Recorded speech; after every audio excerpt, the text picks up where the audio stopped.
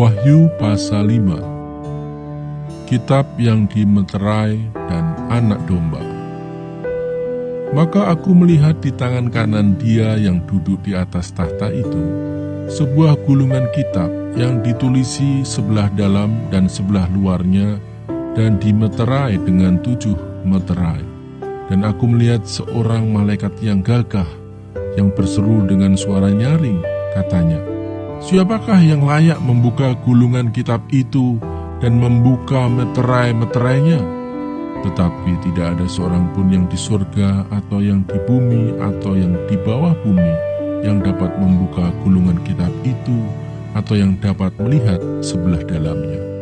Maka menangislah aku dengan amat sedihnya, karena tidak ada seorang pun yang dianggap layak untuk membuka gulungan kitab itu ataupun melihat sebelah dalamnya. Lalu berkatalah seorang dari tua-tua itu kepadaku, "Jangan engkau menangis. Sesungguhnya singa dari suku Yehuda, yaitu tunas Daud, telah menang, sehingga ia dapat membuka gulungan kitab itu dan membuka ke-7 meterainya." Maka aku melihat di tengah-tengah tahta dan keempat makhluk itu dan di tengah-tengah tua-tua itu berdiri seekor anak domba seperti telah disembelih, bertanduk 7 dan bermata 7. Itulah ke-7 roh Allah yang diutus ke seluruh bumi. Lalu datanglah anak domba itu dan menerima gulungan kitab itu dari tangan Dia yang duduk di atas tahta itu.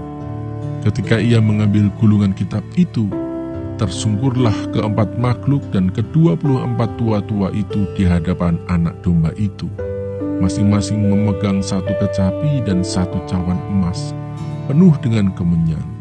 Itulah doa orang-orang kudus, dan mereka menyanyikan suatu nyanyian baru, katanya, "Engkau layak menerima gulungan kitab itu dan membuka meterai-meterainya, karena engkau telah disembelih, dan dengan darahmu engkau telah membeli mereka bagi Allah dari tiap-tiap suku dan bahasa dan kaum dan bangsa.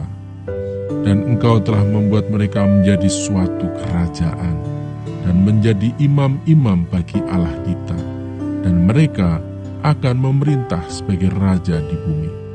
Maka aku melihat dan mendengar suara banyak malaikat sekeliling tahta, makhluk-makhluk dan tua-tua itu. Jumlah mereka berlaksa-laksa dan beribu-ribu laksa. Katanya dengan suara nyaring, "Anak domba yang disembelih itu layak untuk menerima kuasa dan kekayaan dan hikmat dan kekuatan dan hormat dan kemuliaan dan puji-pujian."